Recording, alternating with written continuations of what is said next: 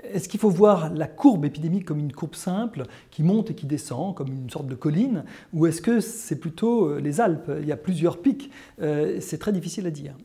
Il est possible que l'on assiste à plusieurs pics.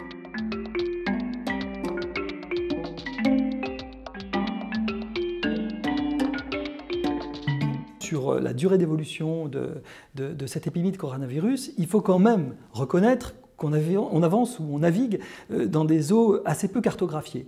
On a finalement peu d'expérience. On a quoi? L'expérience du SRAS, c'est-à-dire du coronavirus de 2002-2003. En 9 mois, tout a été réglé. Au bout de 9 mois d'intense, je dirais, lutte contre la propagation de cette épidémie, on a pu le circonscrire et on a même pu l'éradiquer. Aujourd'hui, il n'y a plus de circulation de ce coronavirus de type 1 dans la population humaine. Grand succès, finalement, de la coordination internationale développée par l'OMS pour lutter contre ce coronavirus de type 1. Seul problème, c'est qu'on ne peut pas se dire que là, 9 mois après, en septembre, tout sera terminé.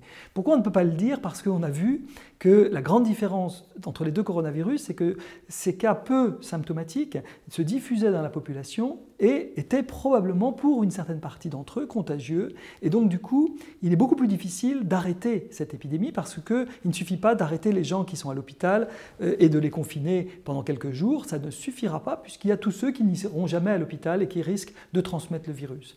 On pense que ça va donc pouvoir durer un peu plus longtemps.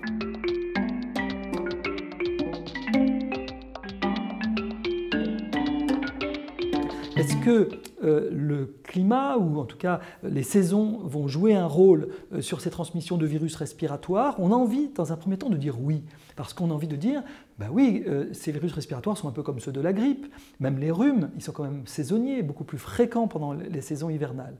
Par ailleurs, ce virus a bien émergé en hiver, en Chine où il fait froid. Aujourd'hui, en plus, quand on regarde toute la cartographie disponible de l'évolution de cette pandémie, ce sont quand même surtout les pays de l'hémisphère nord qui trinquent le plus. Ce n'est pas l'Australie encore, ce n'est pas la Nouvelle-Zélande qui a très peu de cas, ce n'est pas non plus l'Amérique latine, ce n'est pas l'Afrique du Sud où pourtant il y a des possibilités de bien identifier ce virus.